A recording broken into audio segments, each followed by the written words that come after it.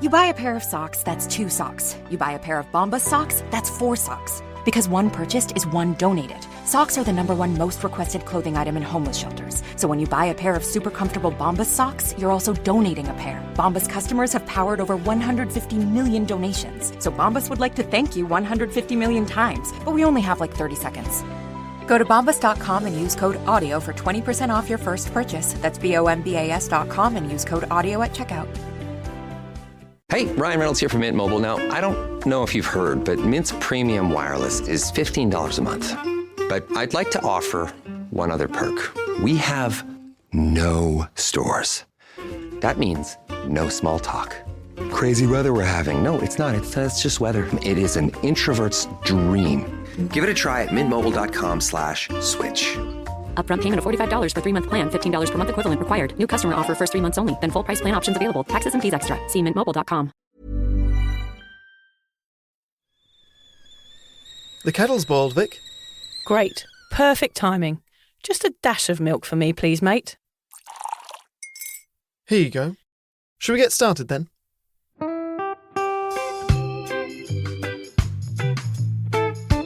Have you ever woken up on a Sunday morning and said, I'm never drinking again, and then found yourself waving $50 at a barman by happy hour?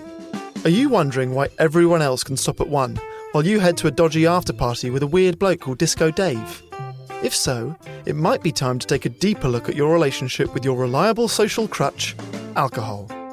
On each episode, we'll investigate our own dysfunctional dealings with booze and find out if it's possible to stop this deeply ingrained habit before things get too messy. Yep, we're going to open up a shame shed of humiliating drinking stories to help you understand why waking up from a booze coma each weekend with a kebab sticking out of your top pocket might actually be negatively impacting your health. Hamish and I are here to delve into what it's like being sober, an unwanted warts and all look into why giving up those cheeky pints or putting down those mummy wines will make you feel happier, help your anxiety and mental health, and turn you into the most sparkly, authentic version of you. Won't that mean I become boring though, Vic? Well, Hamish, we'll just have to wait and see. I'm Victoria Vanstone. I'm Hamish Adams-Cairns. And this is Sober Awkward.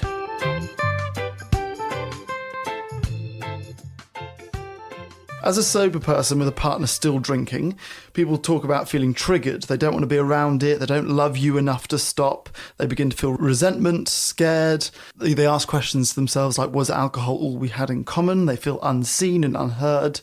And often we get people saying that they feel like they want to punish them. It makes them want to drink just to spite them. And so obviously it can affect your own sobriety. There are lots of raw and confronting emotions towards that drinking partner. Yes, I can feel that resentment. Like even within me, I would imagine how that would feel. And I felt that with that Thai boyfriend. It's like, why can't you stop? You can see that this is ruining everything. What's wrong with you? Yeah. If you're the person still drinking, you might feel like you've lost your best mate. You don't think you really have a problem and you are really annoyed that you have to drink alone now. Also, your sober partner is probably forcing you to secretly question why you keep drinking.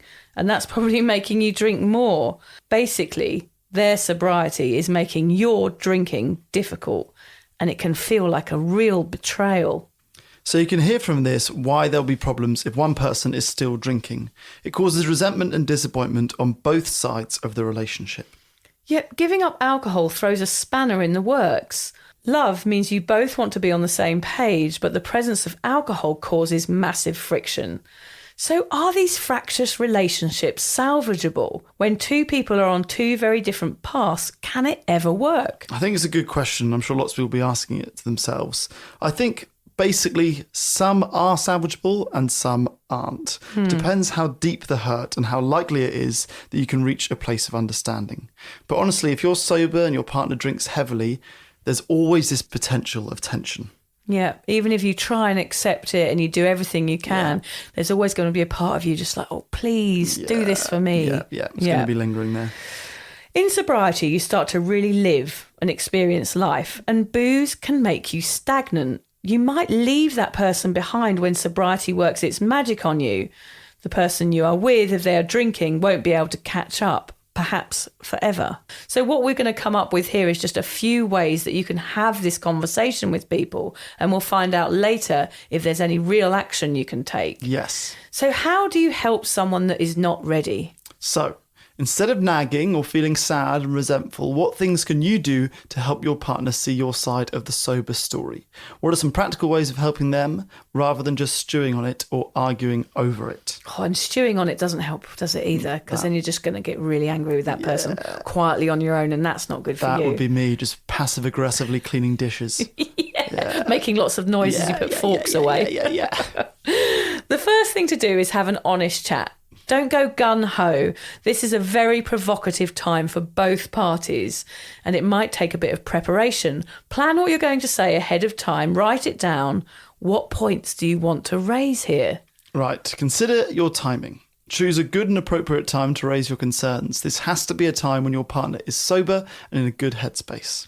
Be sensitive and show empathy. Empathy means experiencing the world from the person's perspective without judgment or criticism. Remember how you felt. Treat them like you would have wanted to be treated, with kindness, and let go of the resentment you feel just for a moment. Oh, it's hard. That is hard, isn't it? Easier said than done. You've just got to let it go. You've got to take a deep breath and just, really let that resentment go for a moment if you want to have a decent chat with someone. Avoid arguing, confronting, blaming, shaming and lecturing do not invite change. They invite resistance. Tell them how it is affecting you and show your concern for them. Tell them you love them and that you want to help. Yeah, that's exactly what John did to me. That's the angle. Yeah. I want to help. Yeah, I want to help and I'm trying to understand you. Tell them about your sobriety and why it makes you happy. They may be feeling shame, guilt and embarrassment about their drinking. Hearing that you felt the same at some point may help them confide in you and get some help themselves. Don't use blaming or accusatory language, such as you need to get help, you're messing things up, you need to change. Yeah, that does not work. No. I mean, it feels tempting to do that, but that isn't going to work. Instead, take a collaborative approach with phrases like, I'm here for you, I want to support you, I want to hear from you. I've noticed these things about you. These can make your partner feel less isolated and more convinced you want to help them. Keep in mind your partner may not be ready to manage their addiction. Give them some time to sit with what you've said. Leave them with something like, let's talk about this again in a few days and see how we both feel then. I'd really like to work through this together. I know at this point, Hamish, that if John had said to me in those moments when I was waking up with that terrible anxiety, you need to stop drinking, which he never once said, I would not have listened. Yeah. What did he say? We just had ongoing conversations about it over many, many weeks, right, about me trying to slow down and trying to just have one, because it was never on my radar to stop drinking completely. I was always trying to learn how to moderate. So when I went out, I would say, yes, I'm going to try and do better. I don't want to have a hangover tomorrow because I've got to look after the kids. And then I would go out and I would completely fail. So then we'd have the conversation again. What can we do? What can we do to make this better? It was always the aim at moderation. But then, of course, when moderation fails for so long, you have to confront the reason why it's failing, which is what we did eventually. And I think if he'd just said to me, you've got to quit drinking, it was too harsh. Yeah. It was too strong words that I would have just backed off and gone, no way, and perhaps never sought help because it had been someone else's decision and not mine. Yeah. And that's the importance of having these conversations and keeping those lines of communication open about what is happening to you. Why does every recipe I try need 18 ingredients, including a jar of something paste I'll never use again, but will sit in my fridge for 9 months? I just want dinner in the oven, fast. That's why I love Blue Apron's new one-pan assemble and bake meals. They send you fresh ingredients that are already chopped. All you do is put it all together and bake. That's it. No chopping, no weird leftovers, just delicious, easy-to-make meals. Get 20% off your first 2 orders with code APRON20. Terms and conditions apply. Visit blueapron.com/terms for more. Bombas makes the most comfortable socks, underwear, and T-shirts. Warning, Bombas are so absurdly comfortable you may throw out all your other clothes. Sorry, do we legally have to say that? No, this is just how I talk, and I really love my Bombas. They do feel that good. And they do good, too. One item purchased equals one item donated. To feel good and do good, go to bombas.com and use code AUDIO for 20% off your first purchase. That's BOMBAS.com and use code AUDIO at checkout. Yeah, so have those conversations over a long time. I guess that's a good piece of advice. Not too long. Really, you can't. Yeah, true. Yeah, but someone can only give up when they're ready. Yeah, totally. Not when you want them to be ready. Yeah. So it might take some time. Might take some time. If you've tried all of these already and it's not working, if these types of conversations just lead to your partner storming off and thinking you're a bit of a smug, sober twat, then there has to be another route, Hamish. Yeah. The worry is all this confrontation might be affecting your own sobriety path. Living with an alcoholic can be extremely taxing on your own well-being. This is especially true in the case of an alcoholic husband or wife. So, the gentle conversation failed. What now? You can't force someone to give up drinking, can you? You can't, actually. It is so difficult to watch someone close to you suffer. However, remember that you cannot force someone to seek help. Treatment is a decision that your loved one will need to make on their own. Becoming overly invested in your partner's well-being may be defined as codependency, and this can be detrimental to your own mental health. So be careful and have boundaries in place. Don't let their drinking affect your sobriety. That keeps making me think of how in AA, on the films, in AA, you're not allowed to date someone from AA. Yes, you're not allowed to. No, you're not supposed to, yeah. Because it would create conflict, especially if one of them starts drinking. Mm-hmm. That is definitely going to make you think, oh, well, maybe I can have one too. So, Vic, what's the best way to influence someone you love going sober? I think the answer is, Hamish, is to just be sober. That is where the true magic layeth, young Master Hamish. So, Vic, how does you just being sober help people? It's essential that when you get sober and your partner doesn't want the same thing, that you keep your eyes on your own paper. By this, I mean you concentrate on you and you lead by example. Just by being sober and staying sober, this will be your secret weapon, your pièce de la résistance, your plat de jour and your Tour de France, Hamish. Just be sober. And they will notice. Well, that's worked in your life. So even though John didn't have a problem with drinking, it took you being sober for 5 years until he actually went sober himself? 4.5 years, 4.5 years. Yeah, it took a while. Can work. Yeah. So yeah, just keep doing you. Let them observe and they will catch on. Over time, they will absorb what you've done and they will make their own choice to stop. I've seen this happening a lot, and as the sober scene gains popularity, I hope this process will get quicker and easier for everyone. The more people that are leading by example, the better. Yeah, and just society evolving a little when it comes to alcohol will help drinking partners self-reflect on their own habit. Things are changing, Hamish, so hopefully this conversation gets easier. I think we have a little caveat here, don't we, Hamish? The unfortunate thing is that sometimes none of the above works. Alcohol, of course, is a drug, and the addiction is deep and it's hard to address and can go on for years. And for some people, it has to get really, really bad before things can possibly turn around. They might be in too deep. Your words are probably falling on deaf ears and your actions are ignored. What do you do when enough is enough? When do you choose you? Yeah, this is pretty heavy stuff at this stage, Vic, but I guess everyone has got a breaking point. When is it time to relieve the relationship or the marriage with an alcoholic altogether is a tough question to ask. There are so many reasons a person chooses to stay with an alcoholic, but it often boils down to fear. People may be fearful of living without their significant other or subjecting children to their parents' separation. Although the fear may be there, it's no reason to stay in a relationship which makes you unhappy or puts you in danger. Also, there's a funny thing that sobriety does. It gives you clarity. So you may be in a relationship for years and years that has never really worked, like we talked about earlier. That you may have had drinking as the only thing you had in common. And then suddenly you're sober and you can see where the relationship's been going wrong because of the clarity that your brain function is starting to work again gives you. Sobriety may reveal to you that an old relationship that you've just been staying in because it was easier, it might be that your sobriety teaches you to be brave enough to act on something that isn't working. If your partner's committed to getting help and is ready to make a change, the best choice may be to stay with them and support them on their recovery journey. On the other hand, if you're stuck in an unhealthy relationship full of lies, arguments or abuse, or you've simply had enough of their desire to keep on the booze, it may be best to leave. This is especially true if you've given your significant other the opportunity to enter treatment, quit, shove books under their nose and had endless serious chats, but they've continued to refuse or deny that there is a problem. Bit of tough love, eh, Vic? Yeah, tough love, unfortunately, is sometimes the only thing that works. I think there comes a point when you have to choose your sobriety as well. Choose you because you deserve to be happy. Just remember that. You deserve to live your full sober life.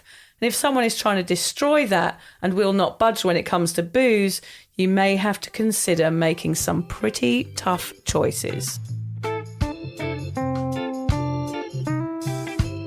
If you're questioning your relationship with booze, you're struggling to moderate, or your hangovers are causing anxiety, it might be time to reach out for some support. Yeah, just talk to a mate about how you're feeling, contact a local doctor, find an AA or sobriety group. Vic's got one. Yeah, just head to www.cuppa.community. Remember, if you're questioning yourself, it might be time to seek support. Even though this journey can be awkward, it is definitely worth it. And if you've enjoyed the Sober Awkward podcast, don't forget to review it, rate it, and share it with your mates. They have to share it with their mates? Yeah, of course they do. I'm not doing this for nothing, Hamish. Bloody hell. How do they share it? I don't know, just write it on the document.